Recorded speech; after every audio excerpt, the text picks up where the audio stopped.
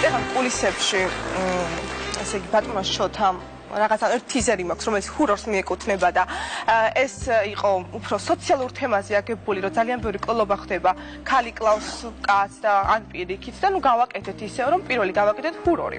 და მანდ არის ესეთი კადრი, რომ ვტირი ვარ, ანუ მაქვს ცრემლიანი თვალები და ბატონმა შოთამ მითხრა, რომ ნუ ეს იყო ხელოვნური და რაღაც და მოდი ძალიან დიდი მადლობა ყველას, ვიცი მოგეწონათ, იმიტომ რომ ჩვენ ჩემმა რეჟისორმა, გუნდმა ძალიან ბევრი ვიმუშავეთ ამაზე და უბრალოდ მოდი შეფასების გარეშე იყოს ამ ვიდეოს, მე არ მინდა, იცი რა არის? მე ვერაფერს ვერ ვიტყვი, ეს იყო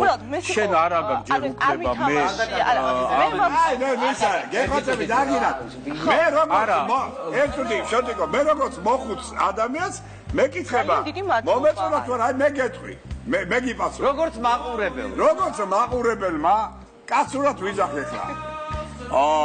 აქ არაფერი ისეთი არ დევს რომ რაღაც მე ძმაო ჩემი მეზობელი ჩანჩურა თამარა წურება რა თქმა უნდა ესეთი გოგოს წურება მიჩვევდია არაფერი მე მათ ვარ გადასული ვერ ვნახე არსებობს დონეები გემოვნების ზოგისთვის ეს არის ძალიან დამაკმაყოფილებელი მე გითხარი პოეტის თვალსაზრისით იმიტომ რომ ჩვენ რო გადავიღეთ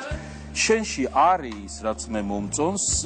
შიგნით და ის მინდოდა რომ აქ ყოფილიყო მაგრამ ამას ზადაჩაც არ აქვს ესეთი ეს არის კარგი რეკლამის დონის ფილმი მე არ ჩავაკრავდი თონეში არა არ შეიძლება ამოდეიმეჯერ მოხდა ხაზგასმა რომ ეს გოგო არ ამბობს რომ მონაზონია და რა ერთი წუთი და თუ უნდა მონაზონიც იქნება ვერ იქნება ეს ეტაპი მონაზონია მაგრამ ეს ეტაპი გავიარე რასაც იყო